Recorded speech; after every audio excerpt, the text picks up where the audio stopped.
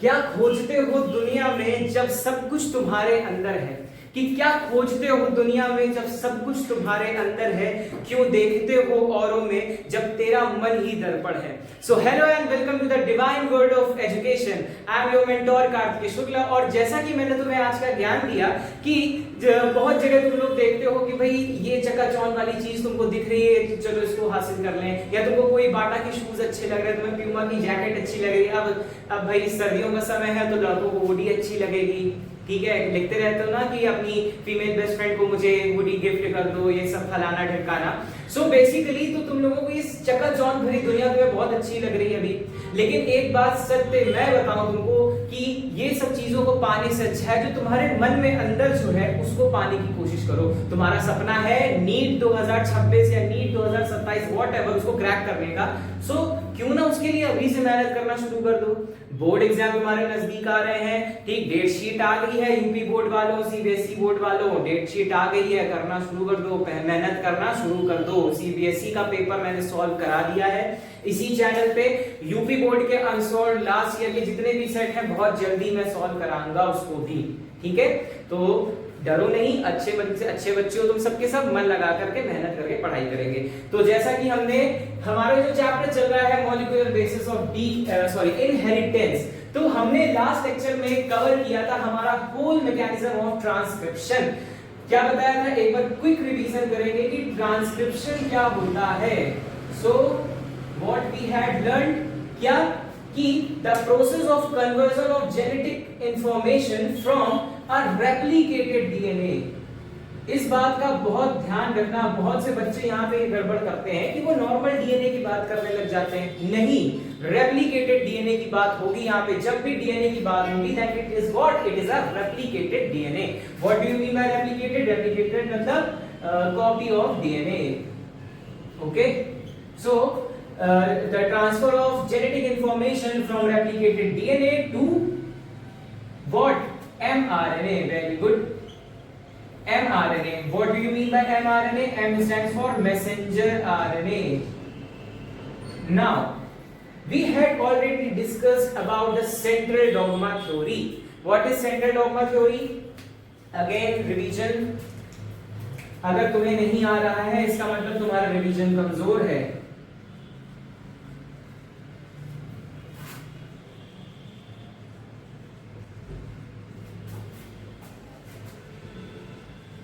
ये क्या था? ट्रांसक्रिप्शन था, ठीक। अब क्या होने वाला है, अब ये हमारा एमआरएनए जो है वो अपनी जेनेटिक इंफॉर्मेशन जो उसने एक रेप्लिकेटेड डीएनए से ली है वो किसके पास ट्रांसफर करेगा? प्रोटीन के पास, ठीक। या कह लो प्रोटीन में कन्वर्ट हो जाएगा। इस मैकेनिज्म को बोला जाता है ट्रांसलेशन। क्या बोलते हैं? ट्रांसलेशन। Very good. ट्रांसलेशन के बारे में जब हम बात कर रहे हैं, ये मैंने तुमसे फिर कहा था कि तुम हिंदी से इंग्लिश में ट्रांसलेट करते हो तो ये वो नहीं है।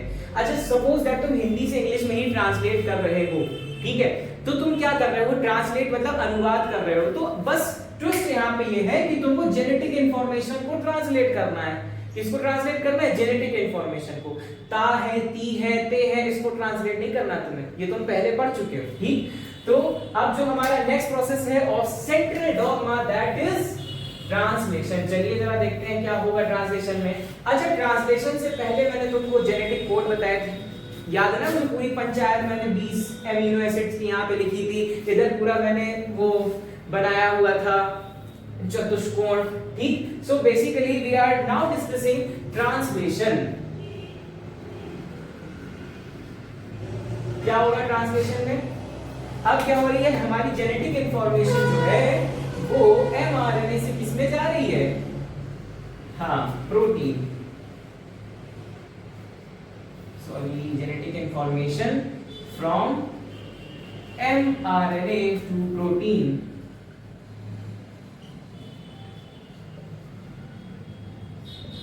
ठीक है। अब देखो यहां पे सबसे बड़ा रोल जो प्ले करने वाले हैं उनके बारे में तुमको बता दें। सबसे पहले तो यहाँ पे एक रोल प्ले करेगा तुम्हारा टीआरएनए। कौन प्ले करेगा? टीआरएनए, ठीक है। What is tRNA? TRNA, T stands for transfer RNA. T stands for transfer RNA. एक चीज और यहाँ पे तुम्हारा बहुत इंपॉर्टेंट रोल प्ले करने जा रही है, जिसको हम नाम देते हैं राइबोसोम। क्या कहते हैं? राइबोसोम कहते हैं। ठीक, ये भी तुमको बताया था कि राइबोसोम की 2 यूनिट्स होंगी, 2 सब यूनिट्स होंगी। कौन कौन सी यूनिट होती है? 70S और यस, बहुत बढ़िया। ठीक है, तो इसका मतलब ये है कि जो लार्ज यूनिट होगी वो ऊपर रहेगी, ये चीज हमेशा ध्यान रखना। लार्ज वाली जो यूनिट होगी वो हमेशा ऊपर रहेगी, ठीक है, और जो स्मॉलर यूनिट होने जा रही है वो कहां जाएगी? नीचे रहेगी। ठीक, तो चलिए ये हमने स्टार्ट कर दी। ये तुम्हारे क्या है? राइबोसोम्स है। ये है तुम्हारी लार्ज सब यूनिट, ठीक, और ये वाली तुम्हारी कौन सी है? स्मॉल सब यूनिट।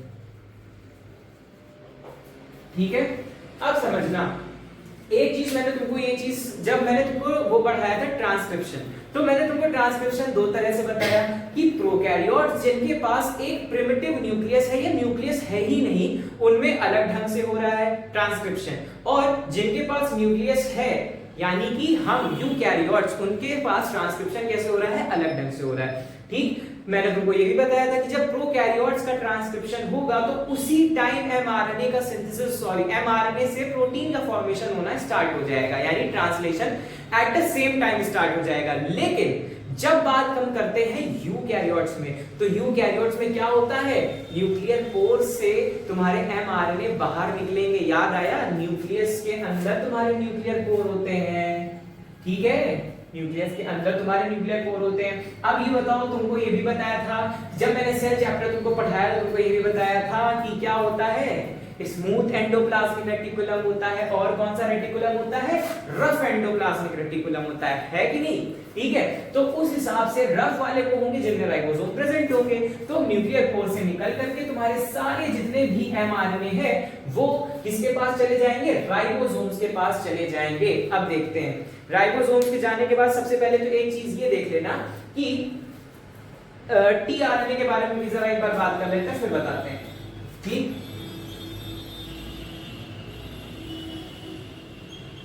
ये क्या बना दिया? ये ई नहीं है, इसको कहते हैं एक एंजाइम। ठीक है, ये है एंजाइम जिसका नाम है AA1। ठीक है, इसका नाम है AA1। ठीक, अब ये क्या करेगा? ये जो एंजाइम है तुम्हारा AA1 जो है वो तुम्हारा एमिनो एसिड है। एंजाइम का नाम अभी तुम्हारे बुक में नहीं दिया गया। ठीक, अब यहाँ पे क्या चीज होने वाली है उसको देखते हैं। ठीक, सबसे पहले तुम्हारा ये जो एंजाइम है इसमें ऐड होगी तुम्हारी एनर्जी। क्या ऐड होगी? एटीपी। एटीपी के साथ यहाँ पे तुम्हारा ऐड होगा एमिनो एसिड 1। ठीक, एमिनो एसिड 1 यहाँ पर ऐड होगा, प्लस यहाँ पर ही तुम्हारा ऐड होने जा रहा है ट्रांसफर आरएनए। कैसे ऐड होगा आइए देखते हैं। ये देखिए,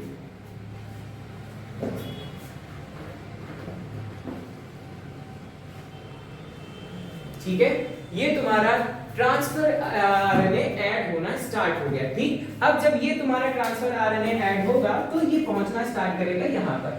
ठीक है, राइबोसोम में पहुंचना स्टार्ट करेगा, और यहां से आ रहे हैं तुम्हारे एमआरएनए। ठीक है, एमआरएनए आ रहे हैं जिसमें क्या लगे होंगे? तुम्हारे कोड्स लगे हैं। कौन कौन से कोड लगे हैं जरा ध्यान कर लेना तुम लोग। ठीक है, सपोज दैट यहाँ पे लगना स्टार्ट हो गया तुम्हारा ए लगा है, यहाँ पे यू लगा है, यहाँ पे जी लगा है। कोडन कैसा होता है? ट्रिपलेट होता है। कैसा होता है? ट्रिपलेट होता है। ठीक, फिर यहाँ पे तुम्हारा कोई दूसरा कोड लग गया, suppose that you you you लग गया। ठीक, फिर यहाँ पे तुम्हारा कोई दूसरा कोड लग गया, फॉर एग्जांपल जी जी जी लग गया। ठीक, अब देखो मेन प्रोसेस अब स्टार्ट होने जा रहा है। ठीक, ये एंजाइम से जुड़ा हुआ था क्या? टीआरएनए। ठीक, अब ये यहाँ पर आना स्टार्ट करेगा। एंजाइम में इसने किसको कौन कौन ऐड था तुम्हारा? पहली चीज तो एटीपी ऐड थी, और कौन सी चीज ऐड थी? Amino acid 1। ठीक, एंजाइम का काम केवल इतना था कि वो ट्रांसफर आरएनए को एमिनो एसिड 1 से जोड़ देगा, फिर एंजाइम बाहर चला जाएगा। खत्म, टाटा बाय बाय, हो गया। ठीक, एंजाइम का रोल फिनिश। ठीक, अब क्या होगा? ये जो तुम्हारा एमिनो एसिड 1 है ये तुम्हारे टीआरएनए में ऐड हो गया, जुड़ गया। ठीक, टीआरएनए में जुड़ गया। अब देखो सबसे पहला कौन सा लगा हुआ है? एयूजी। एयूजी के लिए कोड याद करो। एयूजी के लिए कोड याद करो। किसका बताया था? एयूजी एक हमारा इनिशिएशन कोडन है किसके लिए कोड करेगा? मेथियोनिन के लिए कोड करेगा। अगर तुम्हें नहीं याद है तो कोई बात नहीं, जो मैंने ट्रिक बताई थी उससे याद कर लो। ट्रिक से याद करोगे तो तुमको इजीली याद हो जाएगा। तो AUG के लिए आ गया मेथियोनिन। अब ये तुम्हारी जो ट्रांसफर RNA है ये इधर की तरफ शिफ्ट होना स्टार्ट करेगी।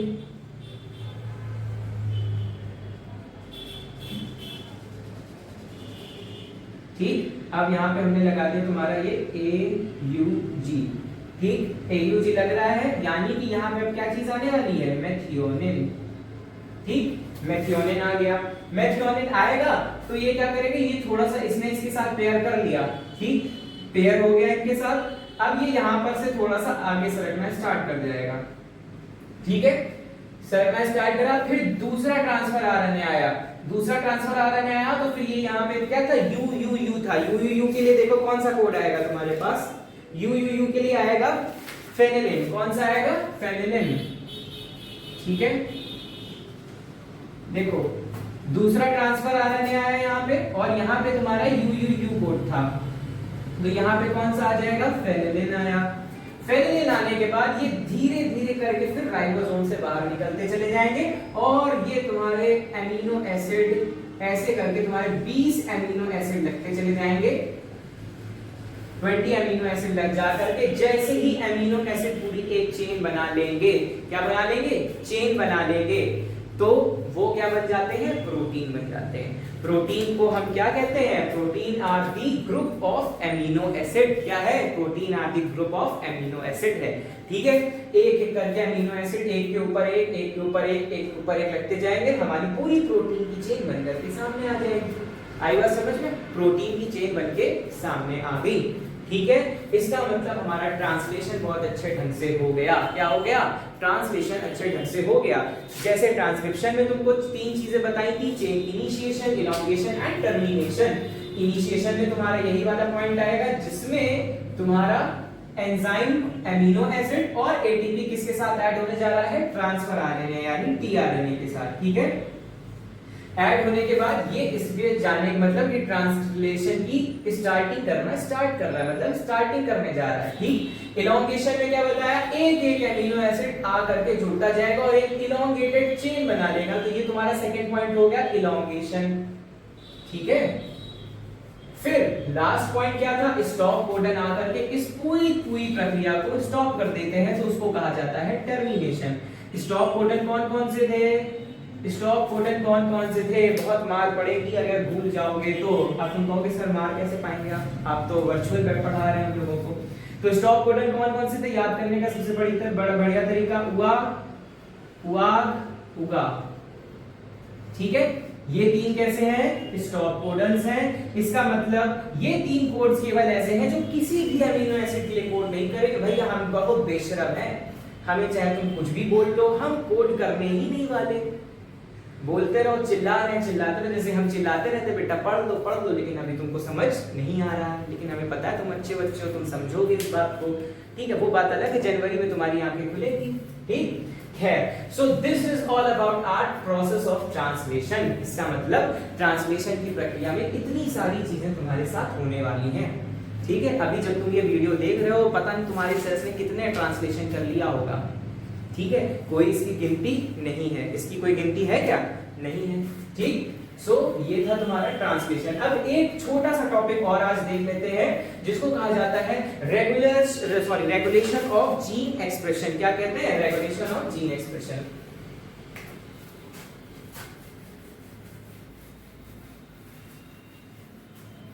क्या होता है रेगुलेशन का मतलब? पहले तो मुझे यही जानना है कि क्या होता है रेगुलेशन का मतलब।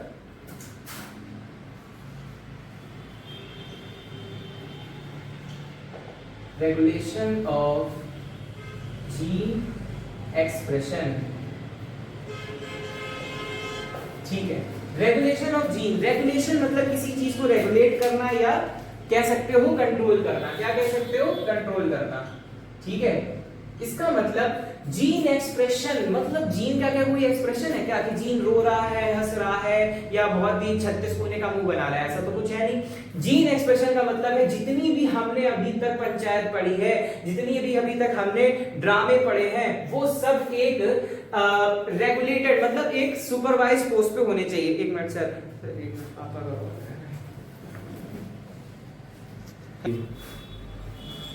हाँ भाई, तो बात की जा रही है जब रेगुलेशन की, मतलब ये सारी चीजों का जो रेगुलेशन हो रहा है, ठीक, जीन एक्सप्रेशन, मतलब आपकी जितनी भी अभी तक हमने चीजें पढ़ी हैं, जितनी भी मैकेनिज्म अभी तक हमने पढ़ी है, उन सबको कैसे रेगुलेट होना है, कैसे उनका कंट्रोल होना है, ठीक है।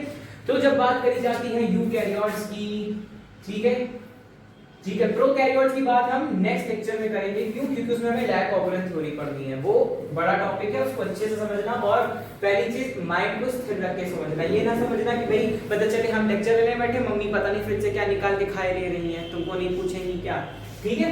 तो जब बात यूकैरियोट्स की करते हैं, तो यूकैरियोट्स में कौन कौन सी चीजें आएंगी? सबसे पहले तो मैंने कौन सा प्रोसेस बताया था कि सबसे पहले तो ट्रांसक्रिप्शनल लेवल होना चाहिए, ठीक है, मतलब रेगुलेशन ट्रांसक्रिप्शनल लेवल पर होगा। ट्रांसक्रिप्शनल रेगुलेशन किस लेवल पर होने जा रहा है? ट्रांसक्रिप्शनल लेवल पे, ठीक है। दूसरा प्रॉपर स्प्लिसिंग, प्रॉपर स्प्लिसिंग। तीसरा होगा तुम्हारा transport of mRNA, transport of mRNA into protein, और last but not the least that is your protein synthesis.